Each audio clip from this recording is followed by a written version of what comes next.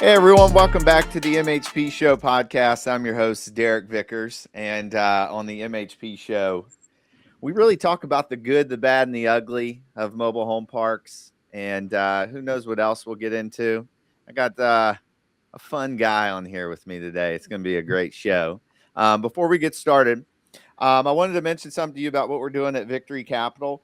And you hear me say this every week. Like, if you've got money sitting on the sidelines and you believe the inflation numbers that the news gives you, you think it may not be that bad, but your money's dying sitting in the bank, right? And look, at Victory Capital, we're buying mobile home parks, one of the most recession-resistant asset classes in America. And I'd love for you to partner with us. So if you go to victorycapital.com, you can shoot me an email, derek@victorycapital.com, or you can shoot an email to invest@victorycapital.com and get in contact with someone on our team. Thank you. Now, let's get into the show. I've got Chris Duffy here with Pioneer Property Partners. I'm excited to have this guy on because I saw you were putting out a video on something the other day, and I was like, man, I need to have Chris on the show. We talk, not frequently, but here and there. Yeah, semi-frequently. Yeah. So welcome, man. Yeah, thank you, man. Appreciate you having me on. I'm pumped. Yeah. Good to see you. For sure. Yeah, I don't think we've spoke in a few months, but I remember the first time we met. I think didn't you reach out to me? Oh yeah, man. No, I cold DM. I think on LinkedIn is how we got hooked up, and I was just like, I didn't really know. I didn't really know too much about parks then. I was just like, hey, man, saw you're doing parks and just wanted to say what's up. And then we wound up walking a couple of your parks, actually, in Tampa. Yeah. So that was I remember that. Yeah, it was like 3 years ago. It's crazy. Yeah. That was after.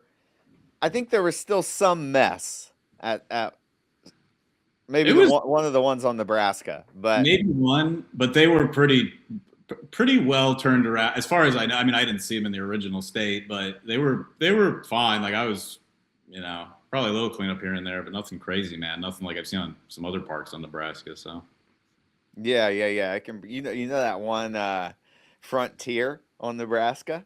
Oh, dude, that I don't know. Yeah, I guess we got to be careful what we say, but I don't know how that one is still up and running, man. No. I'll tell you a quick story about that park. So when we were buying all that stuff up through there, I was trying to and some brokers had that park, and I was like, shit, I'm gonna go drive through her. Maybe it was before that. Anyways, I drove a little Honda at the time, and so I'm driving through that park. And if anybody knows this park and knows Nebraska Avenue in Tampa, it's called Suitcase City, right? It's pretty gnarly. And so I go through there, and I'm like, you go through the park and you can drive through the middle, and there's this chick walking down. She's in kind of like skimpier clothes. And as I'm going down the road, she's like getting closer to my car. And I'm like, is this freaking chick gonna like, am I gonna have to move? Is she gonna run in front of my car? And she comes right up to the window and throws her drink on the side of my car. I'm like, what the? No. Yeah, I just kept going. I don't know. What kind of drink? I don't know. It was a Circle K Polar Pop. Of course. like a slushy or something. Yeah, their 64-ounce drink or something. Yeah, no, I've been through there. No one threw a drink at me, but I didn't really want to get out of the car and walk around too much. So no. In that park too, you drive to the back and there's this super nice double wide in the back corner. It looks like these nice older people that live there. It's like a super nice, pitched roof double wide in the middle of shit, basically. Dude, I missed that one, man. They all look pretty gnarly out there, but yeah, they're probably not paying anything. Or, I mean, if they are, maybe they're paying nothing just to, keep their own. Yeah. Yeah, dude. No, there's some tough part. I drove one the other day, man, up in Alabama that I didn't even get out of the car, dude. I was just like, nah. I'm like, nah, I'm good. I'm out of here. I'm like, they didn't look too happy to see me, man. Yeah, I think they thought I was like an undercover cop or something. Yeah, yeah. I think in one of Frank's old videos, he talks old things. He's like Frank Roth. He's like, he drove through a park, and he's like, if you're scared to get out of the park, get out of the car at the park, you It's don't want to not. buy that park. Not You don't want to buy no, dude, yeah. I that's how I felt. I was like, you'd have to like give me this thing, and even then, like, what's it worth? It's not worth your life. it. Yeah, Like, there's one here in Orlando that we were gonna buy at one point, but it was just too gnarly, and it's almost you have to like you got to drive here to see it. I'm telling you, like it's like 96 units on like, I mean, it can't 3 acres. Like, that's dense. Holy I hell. mean, it is the most dense park I've ever seen in my entire life, and they're all those old like 50s 8 Yeah. wides. Mm-hmm. And they are like you drive into the park, and if like you drive in and then the homes are on the sides, like if you go down, you have to back out. It's impossible for even a small car to turn around. Yeah, it's probably that's probably a park like they ding you with so many like fire code violations. You can never fill it in. You'd lose so many lots. No, it's still there. It's still there. Yeah, for how long I don't know, Yeah. but no, I yeah. There's a couple I've been through that you don't even want to get out, or I don't know, man. It's sad to see. It really is. Like I just drove a more than one up in Alabama because I just got back from visiting my park, and I was just like, dude, like nobody's been out here in years, probably. It looks like my buddy said it looks like Mad Max. Like we're just like Yeah. there's like crack everywhere and like homes are burned down. It looks like the apocalypse. It's Yeah. sad. It actually is sad, For honestly. sure. For sure. There's I mean in Tucson, we have 2 parks in Tucson now. We're buying some more there. There's an area of Tucson that my business partner and I is like we say it's like Mad Max. I mean, it's like it's Oh yeah, crazy. desert, like It's yeah. just desert, and like you go into a gas station there, and I had never freaking seen this before. So I went to work out one morning, and I had to drive through to where Orange Theory was through Mhm. this area to get back. So I stopped and I was getting protein drinks. So I go in the gas station, and the fucking dairy door is locked. I'm like, "Oh, why? I've never seen this before. Why is this locked?" And I go to the front. What's that? Like because people steal the milk, like Well, let me get to that. So I go ask the guy, and he's like, I'm like, dude, can I get a key? I want a protein shake. Like, what's the deal? And he's like, well, because of fentanyl, when people are coming down off of fentanyl, oh, they get really sick. And like the only thing that helps is like milk. So they were getting milk stolen and stuff like crazy. And I whoa, was like blown away. I'd never seen that before. never heard of But that. it's like I'm like, man, it's sad and it's Uh, crazy because I had never seen the dairy. You'd think it'd be the alcohol. Yeah, or any other product. Like you go into a tough neighborhood and it's like they lock up the expensive electronics or something. But it's like, no, they got to lock up the milk in this town. It's a hot Yeah, isn't commodity. that wild? That's crazy, dude. I mean, well, Tucson, yeah. Is it South Tucson? I heard South Tucson's a little rough. Yeah, yeah. Yeah, South Tucson area. Yeah, yeah. it's crazy, man. Well, I know you got all sorts of stories.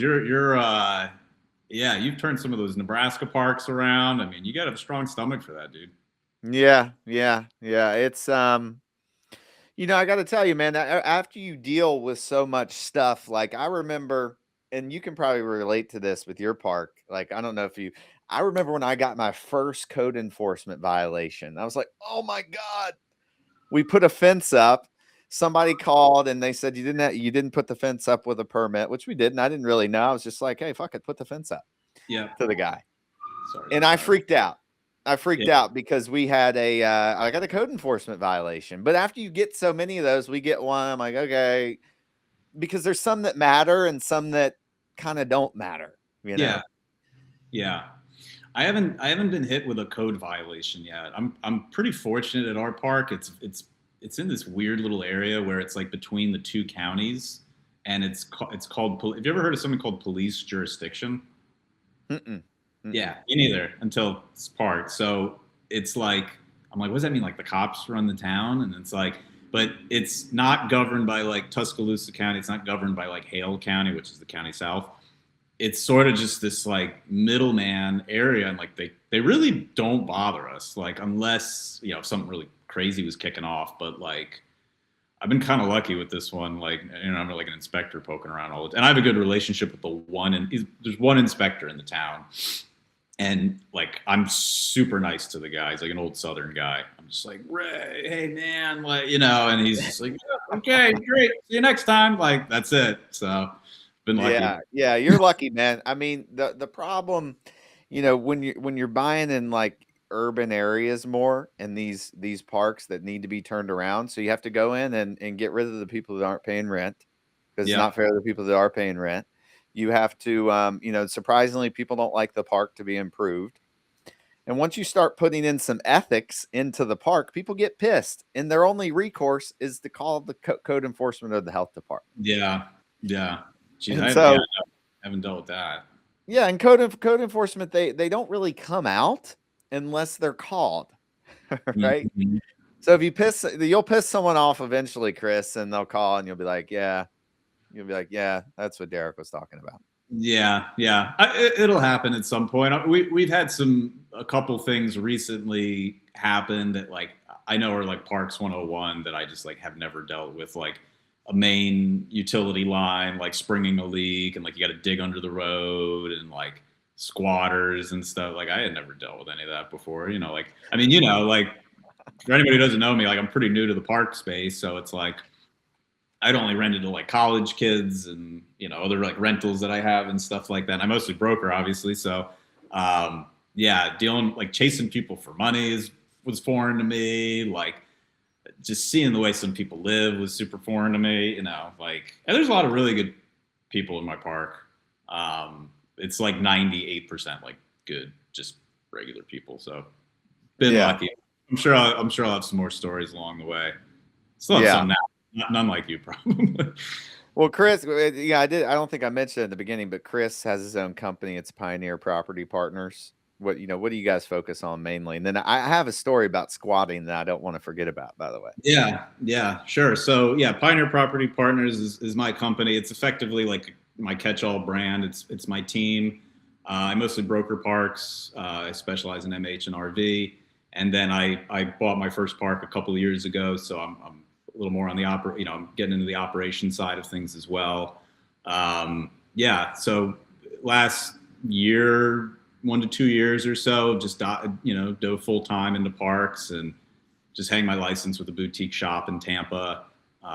So yeah, been it was like a slow start, and now we're getting some deals done, and it's been a good ride. So, and it's fun. I like doing the parks. I don't do anything else now, just MH and RV. So.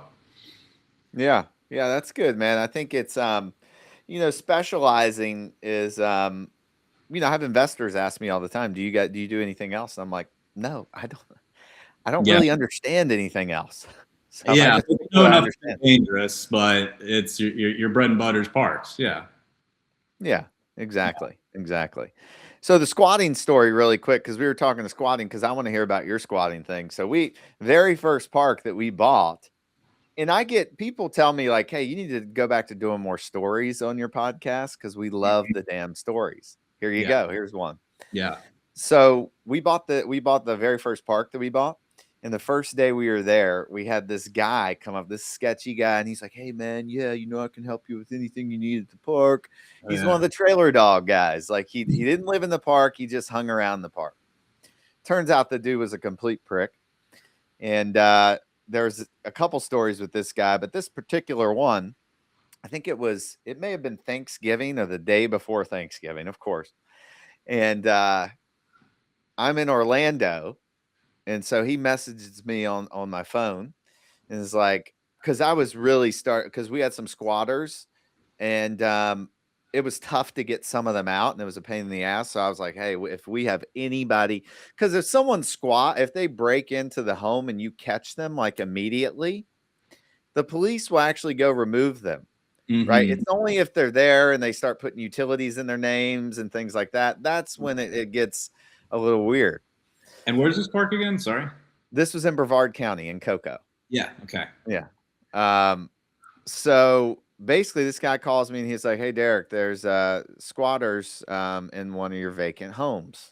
And I'm like, WTF. I was heated. I was like, okay, I called the cops immediately and I raced my ass over to Cocoa.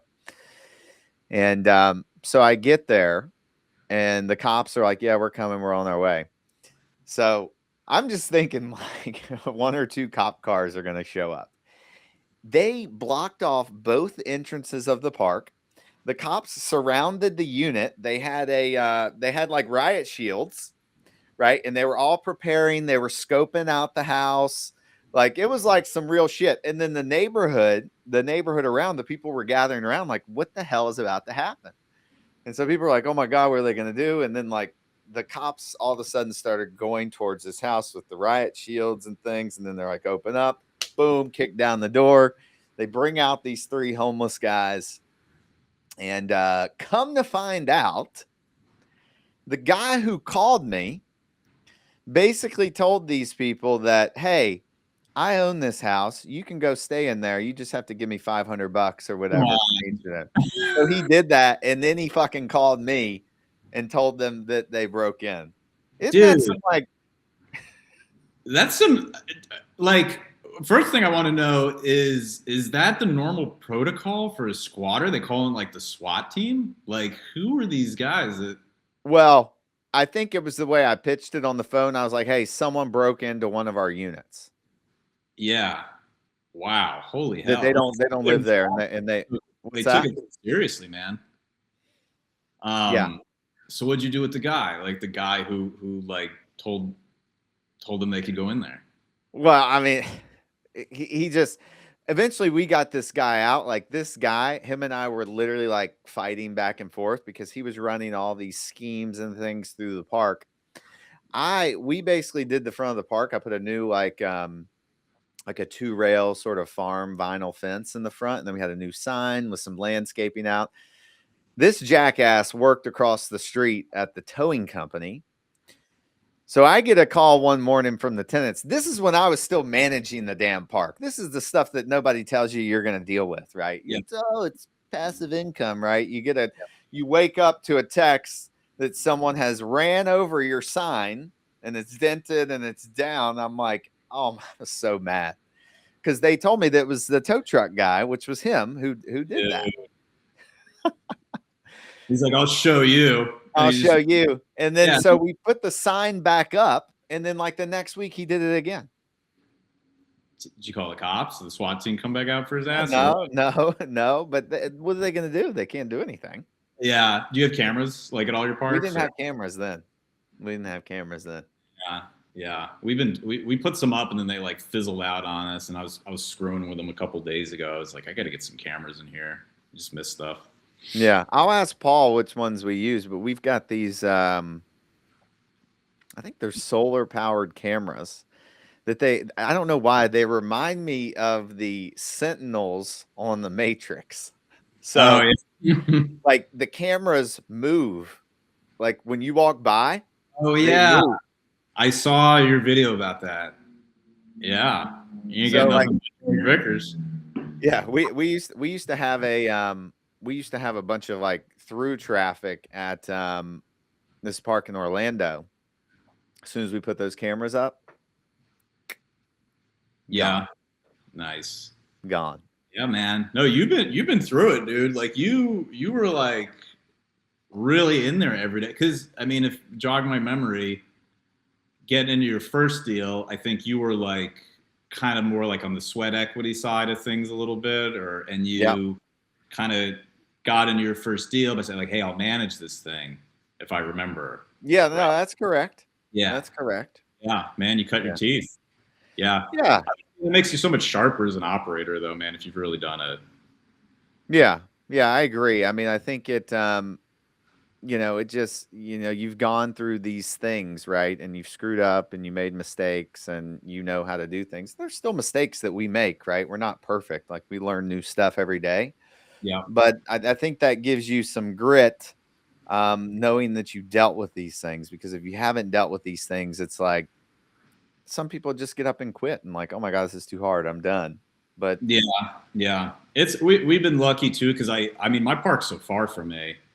I mean, I got to get on a plane to go to my park. So like we do have a third party manager But it's like, like you've got management now, I'm sure, and it's like you still got to manage them. Like Yeah. they just, no, they don't care. Well, I shouldn't say they don't care. We've been lucky, but like it's, like I They went don't through care. mine today.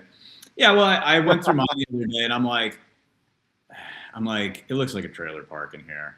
You know what I mean? Like it's like Yeah.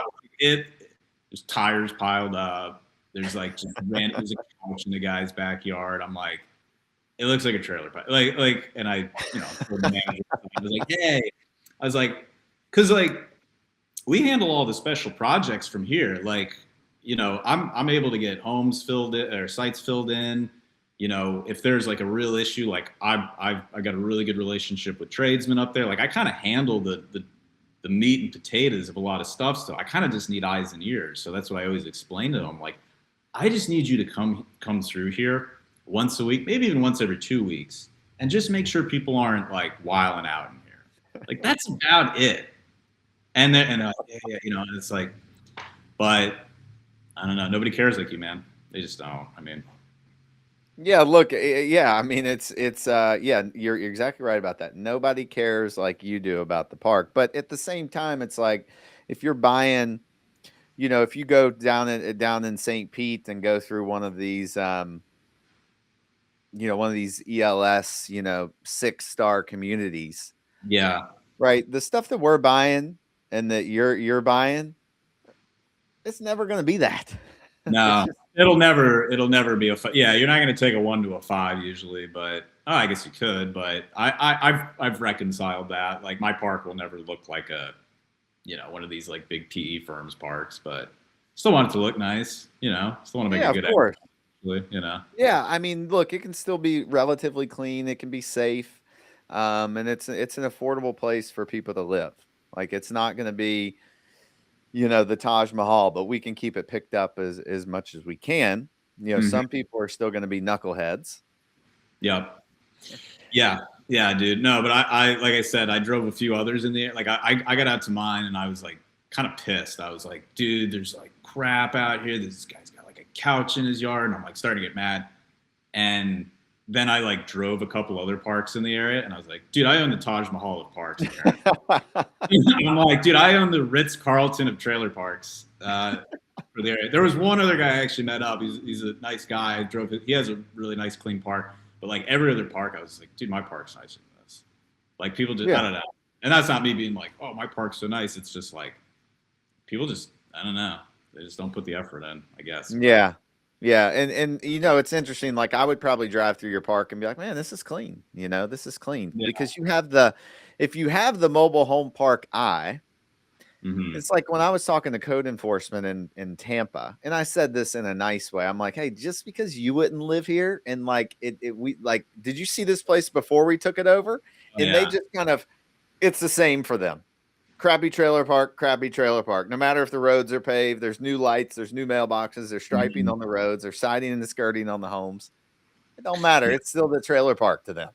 Yeah, no. So some people just they're gonna hate them through and through, but yeah, there's like you said the eye for them. Like what you're dealing with. Like it's there's some parks around here though in Tampa that are super nice. For sure. Super nice. Yeah. Yeah, totally. Yeah, I think you just have to. Yeah, because the first park that I did, it was like the one that I was just telling you about. It was so bad that like that was what I had. Like homes now, when I go through a vacant home, somebody's like, "Oh, there's a piece of shit. It needs to be demolished." I'm like, "Well, no. Wait a second," because I've seen things be able to get handled that were in really bad condition. Oh yeah. Did you are you armed when you go to your parks, or like when you first started? Like, not when I first started. I probably should have been armed in that park more than some of the ones that we buy now that I may or may not be armed in. Yeah. I've heard some other operators like, oh yeah, I had to wear like a bulletproof vest. I'm like, you got no way, dude. No way. Yeah, it could be bullshit, but like that's BS. It might be, but I'm like, man, if I had to wear a bulletproof vest I don't care if it's a 20 cap, like I'm staying away from that thing, man. I don't have the stomach for that. Yeah. Can you imagine like walking through there and like There's no way. bulletproof vest on, you know? No. Well, it's Florida. We can open carry now, I think. So I could really put my AR on the back of my Yeah, you could. on my back and walk through the park. Really show him his boss. Yeah. Yeah, I don't know how well that'd go over, but Yeah, I don't know. Yeah. So do you feel like you'll ever get it? Like you'll do parks? I mean, it's tough to say, I'm sure, but like, do you ever see yourself like doing any other asset class, or like you're just planning on, have you looked at anything else? Just I know this game. We've looked at some other stuff randomly. Like we've looked at just kind of more like niche asset classes. Like we haven't looked at multifamily. I just am like, ugh, Yeah. Everybody does multifamily. Like, yeah. So we've looked at like some industrial, like some small bay industrial. We've looked at like RV storage and like outdoor storage. Mm-hmm. That's really it. Those are the only that we haven't looked at self-storage, but it's really just been like kind of industrial, some retail that we've looked at, like shopping center retail. Yeah. But I'm not smart enough on it yet where I feel like, super confident in a deal. I don't know. What about you? Yeah, I get shiny objects sometimes, and I'll be like, I'm gonna start like dabbling in industrial, or I'm gonna start dabbling in this, and I'm like, you know what? Like for me, like parks were one of the they to me seem to be one of the few asset classes that has like a considerably tighter window before. I mean, it's consolidating clearly, but at least the way I see it, there's still like so much opportunity out there. But that will, I don't know when, but I think that will like considerably tighten up, and that's why I was like one of the reasons I was like, I need to do this. Like I can do another asset class like one day. Like they're gonna build more industrial, they're gonna build more whatever. But parks, I was like, there's kind of a tight window here, I feel like, and that could be 5 years, 10 years. I don't know. I mean, there's always going to be parks. But so I decided like, unless there's something really, really good that comes up, like I'm kind of just focusing on this, I think. Yeah. Yeah. No, I agree. I think we have 10 years at the most. But what does that really mean? Like, in my opinion, it means, which we're already seeing this now. Right. Mm-hmm. Like we're buying more stuff from, kind of second tier operators now that bought a bunch of stuff. They maybe got up to 400, 500, 600, maybe even 1,000 units. Mm-hmm. And now they're like, I don't really like this. I don't want to go to the next level because I got to hire a bunch more people and do a bunch of other stuff. We've extracted all the value out of this. Let's sell. Like, but in 2021, it was all from mom and pop. Right. Yeah. So like, even other, like we're buying more from other people that bought from mom and pop then. And so I think you're going to see some of this sort of continue to cycle out. And I mean, I think 10 years at the most. I mean, I think it's consolidating more every year, but 10 years, it'll be pretty consolidated. I think some of the really small stuff, you'll still be able to buy. But even then, I heard of a big group. 2 days ago, a broker told me a big group bought a 15-lot park in North Carolina. I'm like, yeah, I've heard that too, man. That's no, I've sold some small stuff to like not massive groups. Like, I didn't sell like a 10 unit to Sun Communities or something like that. But some like relatively sizable guys were like, depending on where it is, they'll look at like 15, 20, 25, stuff like that. So that stuff, I mean, there's so much product south of 20 units, but yeah, I mean, like you said, 10 years, I that's probably the number I would use too. But then like, there's always going to be like inefficiencies too. Like there's always going to be like people entering the market that like maybe got in over their head. They were bought, they were leveraged. They can't operate it. Like that still spells opportunity. But in terms of the 80-year-old mom and pop rent roll on the piece of paper for like 100+ site park in a good market, like I don't know about that, man. I don't know how many of those are going to be left around in a few years. There's not that many of those left now. At least I haven't really seen them. No. I've got a pretty good database of most of the parks in the United States at this point, and like every state, even if it's a state that I'm not really like looking in, I just like have it available and handy. And like I've looked, and I'm like, they're still out there, but few and I guess it depends how you define a mom and pop too, because some people like maybe only bought it like 7 or 8 years ago and they sold like a plumbing business or something. It's like, is that a mom and pop? I'd still call it a mom and pop. Is it the original owner mom and pop, like that built it, like with their hands? No, but there's still a lot of those sellers out there too. So yeah, for sure. Where do you see, or where do you think when you say people that get in and kind of get over their head and they're like, oh my God, this is whatever, like, what do you see them do? Like, what do they do wrong? Because I know what I think that some of them do wrong, but I'd love to hear what you think. I think, honestly, I think a lot of what I see a lot of guys do is they hang on to the homes for too long. And they hang on it, like, to me at least, I see there's like an inflection point with like park-owned homes. Like, needs to be in a decent market, like needs to be obviously, a relatively newer home. But I talk to a lot of guys and girls or owners, and they'll be like, yeah, well, like I've got like 30 rentals and like I'm bringing in X. I'm like, well, how old are the homes? And they're like, yeah, they're like 1980s. And then like, they're constantly like pumping money back into it. And then like I talked to a lady the other day and she's like, I need X for my park for it to make sense for me to sell. And I'm like, well, how'd you get to that number? She's like, well, that's how much I've put into the park-owned homes. And she's like dumping all this money into like 1970s and 80s homes. And I'm just like it's tough to, I'm like, you're gonna have to hold that for a really, really long time. Like that's nobody's gonna pay for that. So I don't know if that defines like people getting hurt, but I think just like getting a little in over their head and not like operating it correctly, and then realizing like they're not going to get their number. So, but as far as like getting hurt, I mean, obviously like the utilities thing, like like it's shocking how many guys I've talked to who, like I'll go to like start looking at their park to get them an evaluation or like see if I can get them an offer. And I'm like, can you send me your boundary survey? Like, can you send me your phase 1? Can you send me like your plumbing report? Yeah, I don't have any of that. You didn't like did you do any DD on it? And they're like, yeah, like we had a guy go out there and like this and that. And I'm like, buddy, you didn't do any of that stuff. And like, sometimes it's not a big deal. Like when you do a new survey, like it's still all fine or the environmental is fine later. But like, there's a lot of guys I've talked to who did like no due diligence, like not none, but like almost none. Like due diligence. Yeah. It's pretty wild. Yeah. I've seen that.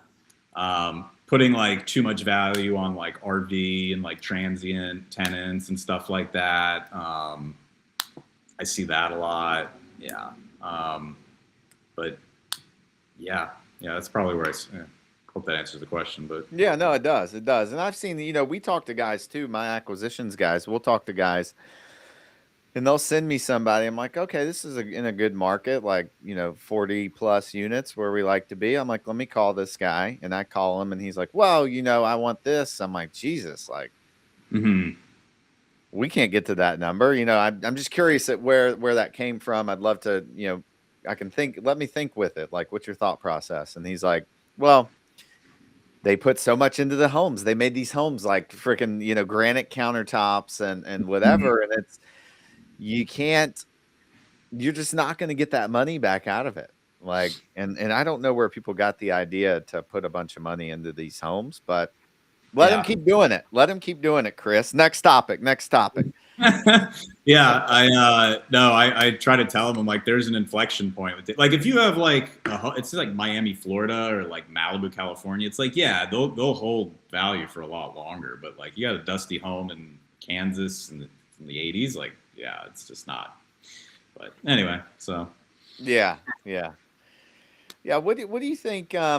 We talked about the market consolidating. I mean, what do you think about like where do you think about rent growth right now? Like, because I always, when we got into the business, the old dogs of the business would say, "Oh my God, lot rent will never be over 500." Well, I know multiple people that are well over that, right? Sure. So like, is there a point where it stops and lot rent quits growing, or like, what are your thoughts on that? Yeah, no, it's a good question. I mean, same here. Like I've sold parks well over $500 lot rents in markets like you wouldn't think you were getting over. Like I sold a park in Minnesota that was getting almost like $600. That like blew my mind. Like I just didn't like think that, unless you're like right in the Twin Cities or something, like I just didn't think that existed. So yeah, to your point, there's a lot of places now. I even talked to some mom and pops in like the Carolinas, and they've like caught on, and they've like raised their rent, and they're like, yeah, we're at like 550, like, and I'm like, oh wow, like usually I talk to, some of these owners in these types of parks and areas, and they're like, yeah, we're still at like 200.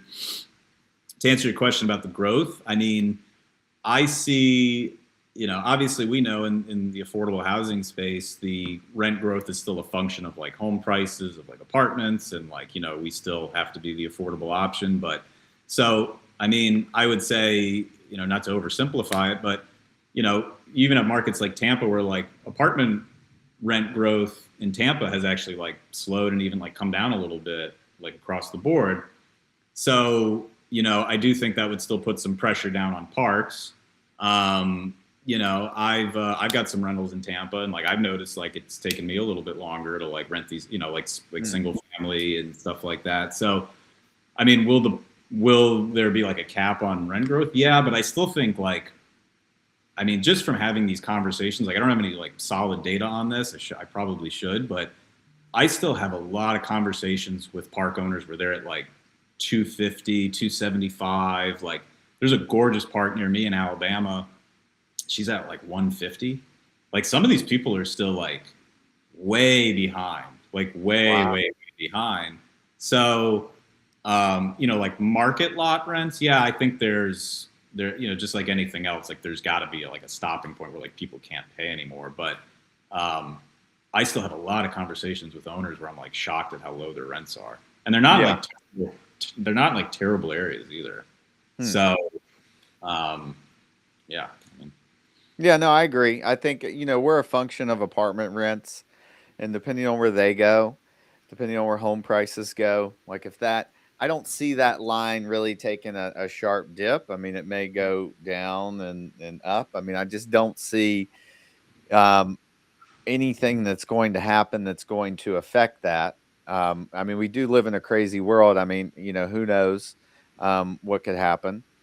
We could go and invade a country, or, they could, I mean, I don't know, right? You don't know what can happen. You don't, yeah, you really don't. But or maybe they invoke some kind of like, I mean, I don't know, like national rent control. Yeah, Something crazy. I've seen some, like they almost just passed one in Minnesota that I think was like state. I think it has to go to the House now, but like that's like on the docket for like statewide rent control. Or like I talked to a guy, and he like took government money, and his lot rents were like under market. And he's like, well, the stipulation of me taking this money to improve the park was like I can only raise my rents like 5% every year for the next like 30 years. And I'm like, that's not good. Like, so some people get themselves in trouble, I guess. But yeah, I guess you don't really know exactly what's going to happen, man. I think, yeah, I don't know. Yeah. I mean, I think, the problem with rent control, in my opinion, like, yes, mobile home parks are below market, but usually, like, once operators get the parks to market, the rent increases are nominal. I mean, that's the whole goal, right? But if you put in rent control, and they're like, hey, you can't do more than 10% every year, everybody's going to do 10% every year. Mm-hmm.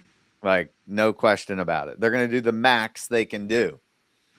Right. It should be like a function of like where they're currently at. Because like if your lot rents are like this lady is at like 150, like 10% of 150, like it shouldn't be like a strict percentage. Like it should be depending on where your rents currently are, in my opinion. Yeah, I could see that. That.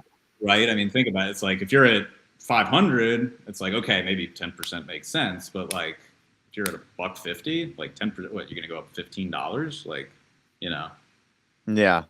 Do you ever, like, when you talk to people around the industry, do you ever hear them like, what's people's biggest fear of like blowing up this business? Like like I'll give you mine. Like I think something regulatory is definitely something that could just all of a sudden like blow up the business.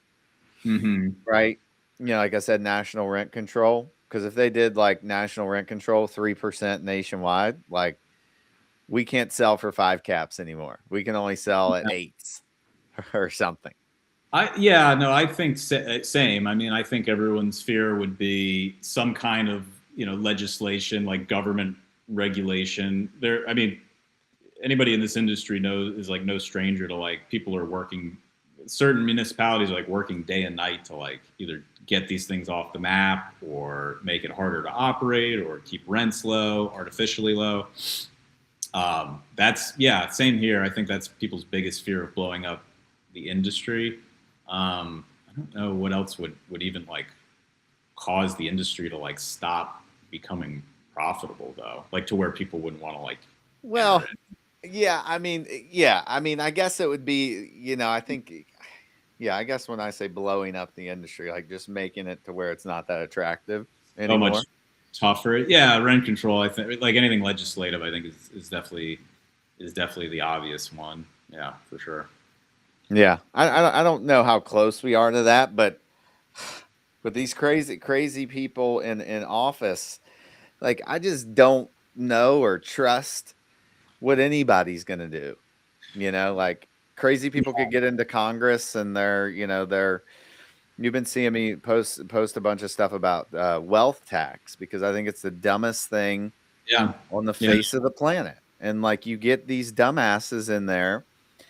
Like what people understand is that the middle class, you're going to end up getting screwed on this because you're like, I saw I saw a video where someone was talking about billionaire derangement syndrome. It's a cool emotional thing. Hey, we're going to get the billionaires, but if you tax the billionaires unrealized gains by 2%, what is that going to do for you? Nothing. You're going to be like, oh yeah, we got them. Got them. It's not going to do anything to them. It's not going to do anything to them. And you think you're going to get that money? No, you're not going to see that money. And in a few years, that tax is going to come hit your 401k and your house and all your IRA and all that stuff. You never like truly like eliminate a tax. You like transfer it, right? So it's like you tax a small business owner. It's like, all right, well now I got to raise the price of my hamburgers or something, right?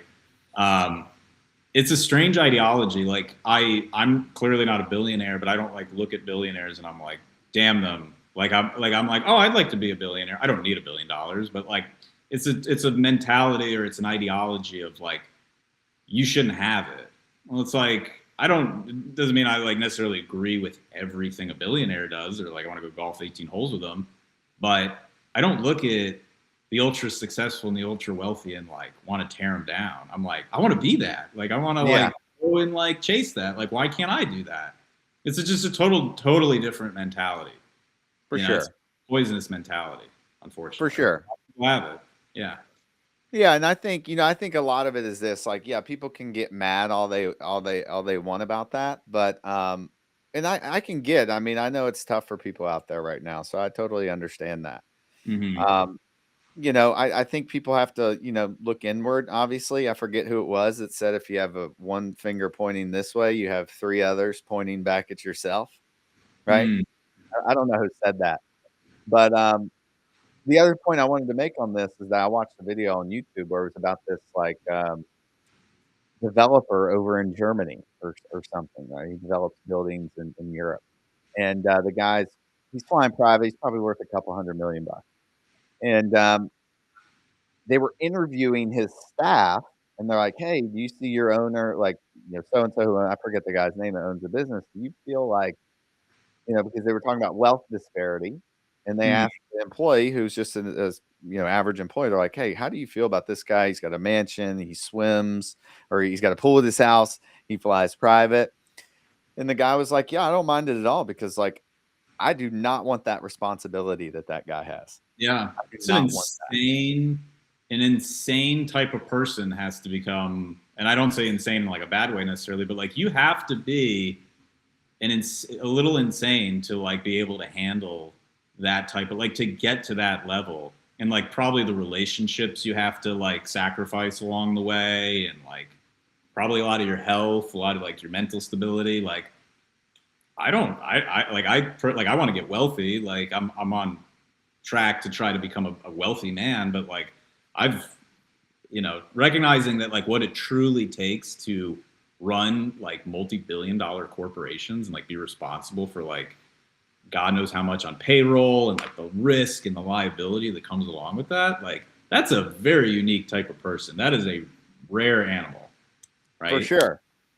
Yeah. For sure. And, I just don't think people understand that. Like, I think if, the stuff that I got to deal with during the weeks and negotiating with people and negotiating with potential partners and talking to the sellers and having to retrade and nobody likes it. And like payroll, talking to investors, dealing with attorneys, that's a tenant's trying to sue you for something. I feel like somebody, okay, no, never mind. I'll go back to like, it was much easier over here. I'll go back to that. Right. Yeah. And there's nothing wrong with that lifestyle either. Like, I think we have a culture sometimes of like, oh, like everybody should be a business owner, like this Instagram culture that's kind of crept up in the last few years where it's like everybody can be an entrepreneur, everybody can run a business, and like I'm all for encouraging people and all that, but like most people are not cut out to do that. Like that level of want to get risk, just like not knowing where your next check is coming from sometimes, and like how you're going to pay bills, how you're going to make payroll, that is not for the vast majority of people. No, it's not. And like, like you said, taking the risk, like you got money saved up and you're just like, hey, I'm going to put that all on the line and bet it on myself. And even like go into debt to do that because I believe in what I'm doing. Like, it definitely takes a, special kind of person, to do that because it's hard. It's not easy to build a company. It's very hard. It's strenuous. I mean, you just have to deal with a lot of stuff. So I think anybody can be an entrepreneur, but the key is if they want to be. If they don't want to be, like, but you're right. I don't think everybody's necessarily cut out for the pressure. Yeah, no, I think a lot of people have most people have the capacity or the capability to do it, but like once you really get into it, it's just, and like I respect it. Like people who want to just like work, like it just wasn't for me. Like I tried it for years and I always felt a little like, I don't know, I felt like I was like shoehorning it in. Like I was like kind of going through the motions of it. Like, I don't know. Like, I think the big thing is for me, like I noticed was like, if I get up at like 6 o'clock if I'm working on a Sunday morning or I'm working late on a Friday night, but it's like my stuff, I'm cool. I'm pumped. Like I'm like, I got like, Friday night, like my cheat meal, I got like an old show on that I like in the background. I'm like sitting here, like just cleaning up my CRM for parks or something. And when I was working for somebody, if they were like, hey, I need you to, it's 8 o'clock on a Friday. Like I need you to log in, stop what you're doing and go work on this. I would be like, dude, like so it's not the work. Like it was not, I have like a good work ethic. Like I'm not afraid to work. I like to work, but like it was that, it wasn't mine. I don't know. Does that make sense? Like it just didn't feel like Totally. Yeah. Totally. It's not yours. So I when I used to be an employee as well. And, same thing. If you would have called me on a Friday night, I'm like, dude, no, I got my beers right now. I'm good. Yeah. I'm good. Yeah. 100%, man. No, but it's, I definitely have days where I'm like, you have the self-doubt. You're kind of like, oh, is this worth it? Like this is so aggravating, or like a deal blows up on you in the 11th hour. And like, you lick your wounds for a second, but then like, I'm pretty quick to be like, nah, this is like what I'm supposed to, cause you do have that moment. At least I do sometimes where I'm like, is it safer? Should I go get a job? Like I should, but I'm like, nah, like this is just get up, dust yourself off and like you get back at it. Yeah. Yeah. I mean, I'll be 100% honest with you. I've had instances where I was like, my wife and I, we do like a date night every week. And I'm like, man, like we would look at pictures of when I first moved to Florida and I lived in the hood in Orlando. And I'm like, man, like we didn't have any money then, but damn, life was a lot simpler. A little simpler. Yeah. It was a lot simpler at that point.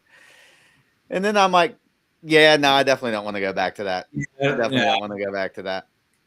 Do you think life has gotten less simple, I guess, to put it, because like your goals have like gotten high, like your, I guess like your expectations for yourself have like, you know, you probably, I bet like, you know, you're like, man, I just want to get one park.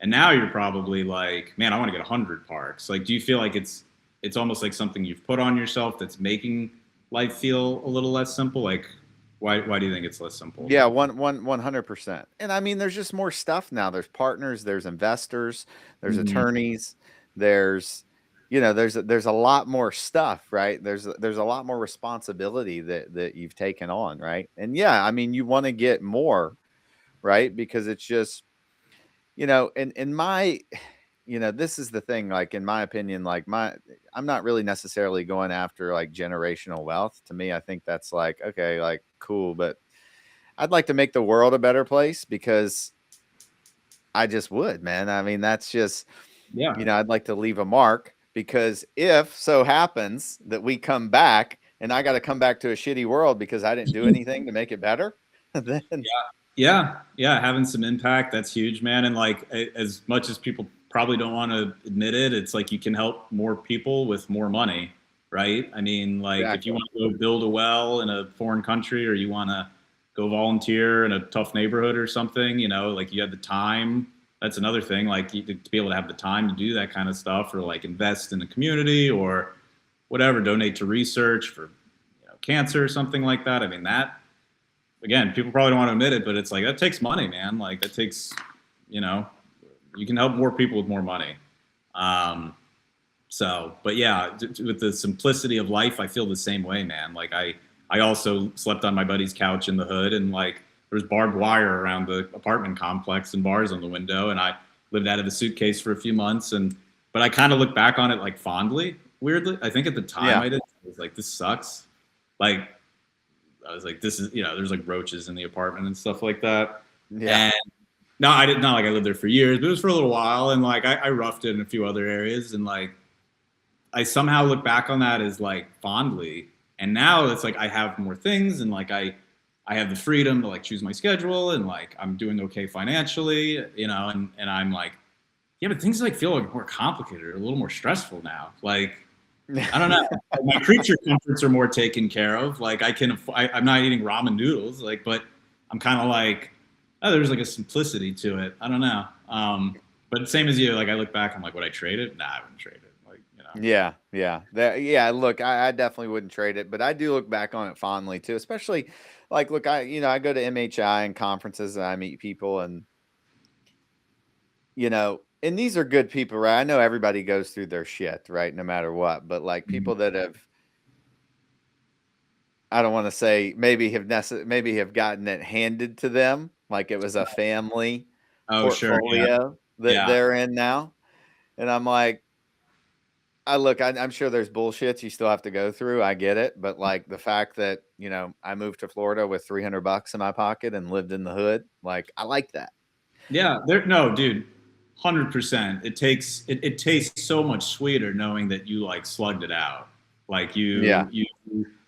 again, not saying there's anything wrong with the other way of doing it, but there is like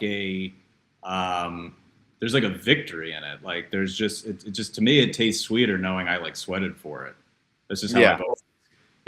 I don't know, but I look at that like anything in life. Like I don't know, like if you've achieved something through like pure grit versus like having a massive edge to get there, I don't know. I have a tough time enjoying stuff. I feel like maybe it's like the sadist in me or whatever the word is. Like Yeah. I have to earn it a little bit more for me to enjoy it. Yeah. But when I'm in the middle of it, I'm like, God damn, dude. I can't Where's my this be rich uncle?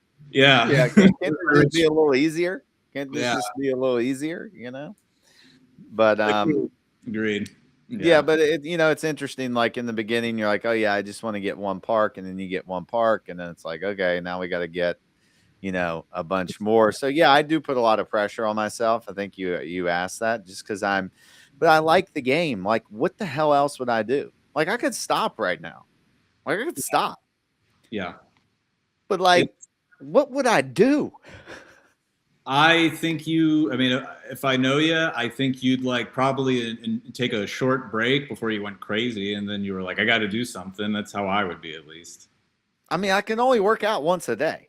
Like maybe I could go train for an Ironman or something full time and just go bang and go train for it. But like I can only work out. That's the only thing. Like people, what do you do for fun, Derek? I go to the gym. I go to the gym and I work. And I hang out with the kids. But the kids don't want to hang out with me for 8 hours a day. So yeah, I no, I think I'd go loony. Like it's like when I take a trip now, and I enjoy I used to do a ton of traveling, and I still enjoy traveling and taking trips and things. But like after a few days, I'm kind of like I get back to work, and not because like I'm like I gotta pay my bills. It's like I want to go like create my thing. Like I want to go like push my thing forward, and, like watch it grow. You know, I think that's sort of I think that's a little bit of the curse with like the entrepreneurial mindset is like you almost, I don't know if there is like that satisfaction. Like there's always somewhere to grow. There's always somewhere to improve. Like you can always have another park. You can always like do X, Y, Z, right? Like, oh, this could be a little better. It's a little bit of a paradox, I think, right? Like where you kind of get a little trapped in that. So it's a conversation I have internally a lot too, where I'm like, okay, like just, I don't know, maybe taking a minute and just like having some gratitude. Like my lady and I will like in the morning, we try to make a point of like, and it could be anything, but we'll be like, name 5 things you're grateful for. And it could be bullshit. It could be like clean drinking water and, you know, something like, oh, it's a nice day or something. Like it's just sort of like an exercise, but it does put you in the frame, I think, of like, okay, like just take a minute, you know, try to take a minute for all that. So. Yeah. No, I think it's good to, you know, I think I could probably use like hey, why don't you just go do something for like 2 weeks and leave your phone and your computer, right? That's actually something I plan on doing soon is like taking a little detox from all the electronics, like all the news. Like I don't watch too much news anymore just for like my mental state, but like I do have like, after a couple more deals I'm working on getting buttoned up, I'm probably going to take a little detox because I did it once and there was like a noticeable shift of like, there's something like tangible about just like how I like kind of like relaxed a little bit more. You know, I'm not saying I'm going to go live in the woods for the rest of my life, but like there was a little bit, it was like a necessary little reset I took. And I was like, yeah, I felt good. So I think I'm good for it. Yeah, I could probably use that. And I'm like naturally an introvert, you know, believe it or not. Like I can go, I don't mind being by myself. Like, right. I don't either. I don't mind it. Yeah. And I think, you know, I was just going to say, like, I could go and I told my wife, I was like, you know what? I think I just need to go somewhere for like 3 or 4 days and sort of just shut everything off. You know, you can give it, I'll give you an air tag or something so you know where I'm at and you know I'm good. But like, shut out, clear my head, maybe do, I'd have to have something to do. I couldn't just sit, but, and just kind of, you know, detox a little bit.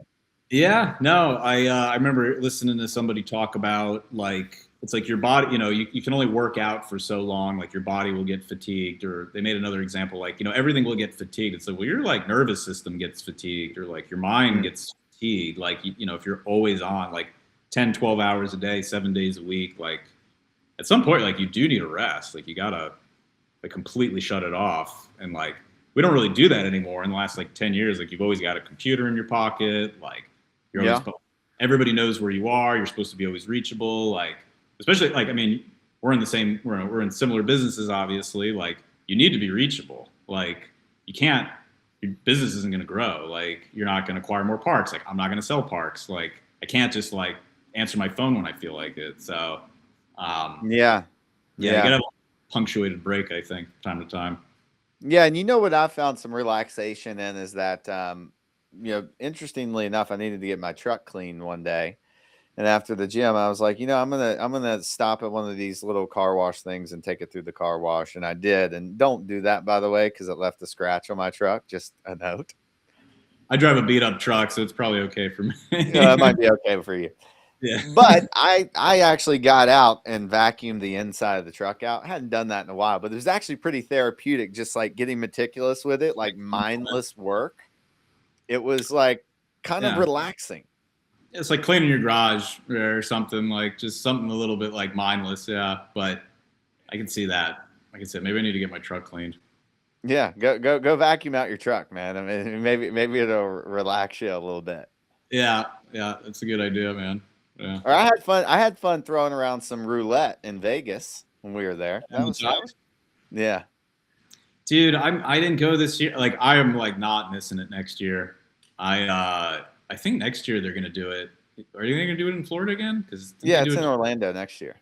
Okay, I'm not missing that. It's an hour and a half for me. I'm not missing that. Yeah. They should have it in Vegas every year. It's just cooler. Like Orlando's cool because I can sleep at home, right? But yeah. Vegas is just cool because you have like you can do a little gambling if you want. There's just cooler places to have dinners and things. It's just a cooler place, right?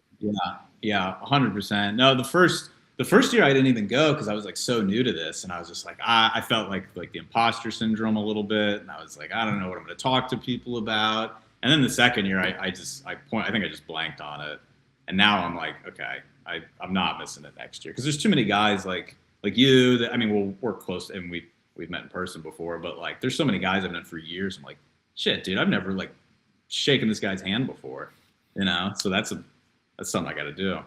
Yeah, and it's always good to learn like what other people are doing in their business. Like, oh, maybe you can implement some kind of idea in a different way, or it sparks an idea in one way or another. So I think it's beneficial because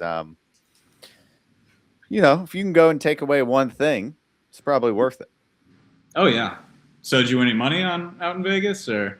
So I was up triple what I put in, and I was doing roulette. I was hitting on roulette. I was crushing it. Then I went next. There was a blackjack table next to us. I was like, okay, I'll go play some blackjack. Was hitting on blackjack, and I'm like, man, let's go back to the roulette table. I started getting a little bit more aggressive, and I started not hitting, and then I was still up. I wasn't like triple what I put in up, but yeah, I still came out pretty good. You came out on top, man. That's more than a lot of people in casinos can say. Yeah, I think in casinos, the people who win are the people that usually, I guess this isn't wrong, but I just like, I'm not going to, take $1 million out of the bank and freaking, go do that. But I like it doesn't, I don't care if whatever I bet, if I lose it, I don't care. It's not going to hurt me. Right. Yeah. I'm not having a limit. Like you go out there, like prepare, like you're like, okay, I got however much that I'm going to spend and I'm like prepared to lose it. Like, if I win, great, but you're having a limit, I think. Cause I kind of stay away from it. Cause like I got into like sports gambling a little bit for like years ago. And I just like enjoy it. It was like small shit. I mean, it was like NBA. And I was just like, just enjoying it like way too much. Like I was like, no. Yeah. I'm like, I'm cutting this off, man. Yeah, dude, I hadn't gambled in so long. Like we used to play cards a lot when I was in high school and like starting out in college, we'd play cards. Mm-hmm. I hadn't played in so long, but like when I started playing again, I'm like, oh, now I know why I like this because it's like you get dopamine hits from it. Oh, dude, there's a reason like most men are heavily involved in it now. It's fun. It's fun as hell, dude, but it's dangerous. Yeah. I had a great time. I had a great time playing. It was fun. Nice. So yeah, what's next for you, man? What are you doing? You gonna buy some more stuff or what? Yeah, I've been definitely if it's centralized around where we own in Tuscaloosa, that's like kind of where I'm heavily focused on like acquiring some more. But biggest thing I've shifted, or rather just like place more focus on is the brokerage. Just like helping people buy and sell parks. Like had some good closings this year. Like first year was really tough. Just like getting things going, learning the players, getting systems right. Cause I was dabbling like part-time kind of before that, which wasn't really getting me anywhere.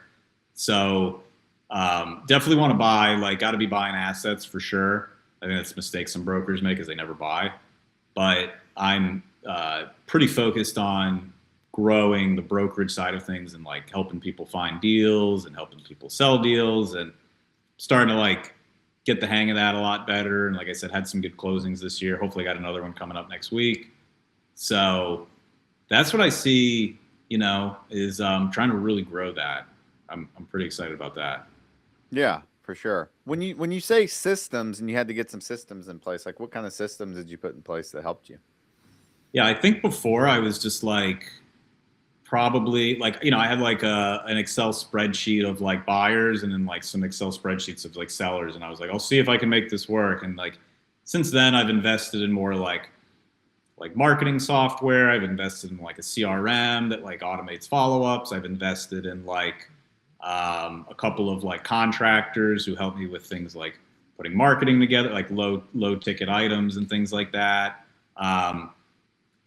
Mailers, stuff like that. Just a little bit more like automated sequences for like how to get the deal across the finish line and things like that. Because I was really just winging it, thinking like it was gonna close itself. And then even stuff like I've implemented for like streamlining, like giving somebody like an opinion of value on their par. Before I was like, I'd have like my phone tucked under my ear and I'd be like jotting things down and stuff like now I've got like a thing I built where somebody just goes in, like uploads their rent roll, their P&L, goes right to me. Like I can very quickly kind of like underwrite it. I was just looking for like inefficiencies and like areas where things were like slow. Like I think it was like naive that I was like going to compete with like Marcus and Millichap and like the big shops and like guys who have been brokers for 30 years in the park space and just like wing it. I was like, I know the fundamentals all still work, which is great about this business. Is like picking up your cell phone and just making a cold call. Like you'll like, I don't know if there's going to be ever any substitute for that, but I was like, yeah, but how do I make that quicker? Like I get a dialer. Like how do I save their information and then like know to follow up with them? Like I need to put it in a CRM. Just like some stuff you just like don't think about, I think, when you first start looking into it. So systematizing things that way, getting a little better about that, hiring out some tasks that like, having somebody put an OM together for me or something like that, just something I could probably train a high school kid to do. Right. So for sure. Things like that. So, yeah. Do you, you were talking about how valuable cold calling is, and I think it's super valuable. Like I was talking about my podcast last week, what I'd do if I started with 50K again. Mm-hmm. And do you think it's more valuable for someone to sit and make 250 calls one week or go to a mastermind and pay to go to a mastermind for 2 or 3 days? So is the mastermind, like who's going to be at the mastermind, I guess? Well, I guess that's a good point. But my point that I was making last week, I was like, dude, you don't need to join any more masterminds. You don't need to join any more groups. You just need to pick up the phone. You need to pick up the phone and get into action. Yeah, it's like how you can't, like there's a finite amount of like groups you can join, books you can read, podcasts you can listen to, like to where at some point you just take the action and cold call. Yeah, I mean, if we're just talking about like a general like educational mastermind, 100%, you should have stayed home and banged the phone with your I mean, I guess if you're going to a 20-person mastermind and they're all billionaires, okay, yeah, of course, you fucking go to the mastermind. Yeah, and if you're raising money, right? So it's like if you're looking for like wealthy individuals to like fund deals or something like that. Like, yeah, maybe that time is better spent. But I got stuck in that for a while where I was like, okay, I need to go to another meetup. I need to go to another mastermind. I need to like join something. I can't do anything till I've read 17 books precisely about this specific topic and written a glossy business plan. And then I just started like cold calling, man. And I was just like, shit, like this is like what moves the needle. Like the fundamentals will work, dude. That's actually the beauty of this business is like, this isn't rocket science. It's just, it rewards the gritty. Like it rewards like the tenacious. Yeah. Which is great because like, I'm not a rocket scientist. Like I'm not a stupid guy, obviously, but like, I'm not going to be splitting the atom anytime soon. No, I definitely didn't go to MIT or Harvard or Yeah, same. So that's what I like about it actually is like it rewards the grit. It rewards like the tenacious. So and which your average Joe can do exceptionally well. So yeah. And I people, what would you do people ask me, what would you do if you're getting in parks again? I mean, I would just start calling, like find some deals, just start calling. Like who cares how you're going to operate it? Yeah. Because you don't even have a deal right now. You have nothing right now. And if you can't close the deal and it's a great deal, it's truly a good deal, I'm sure you can assign it to somebody. Sure. I'm sure you can, I don't know. You can do something with it. Yeah, there's like, I don't know exactly where the inflection point exists of like, get yourself a good foundation, like obviously understand the lingo and the fundamentals, like, you know, you need to be able to talk to an owner, right? But you don't need to go to a 3-year program for that necessarily. I mean, once you have like a pretty strong foundation, you build up a few relationships, like, I don't know, talk to a guy like you. Like, I remember when you and I got connected, it was like, hey, like Derek's already operating a lot of parks. Like if I found Derek a park, like Derek and I could go do something with it together. Or like maybe Derek will just want to buy it from me, So like you set up your foundations, like you don't go in like completely blind, but definitely an inflection. I always like harp on that. Like anytime like I say like a kid, it makes me feel old, but like, like some kids like 22 or something. He's like, hey, real estate seems cool. I'm like, you don't need like a 75-page business plan and like a $10,000 website and stuff like. I'm like, just start, get your feet wet, and then just like start banging the phone or start going to talk to people. Like so.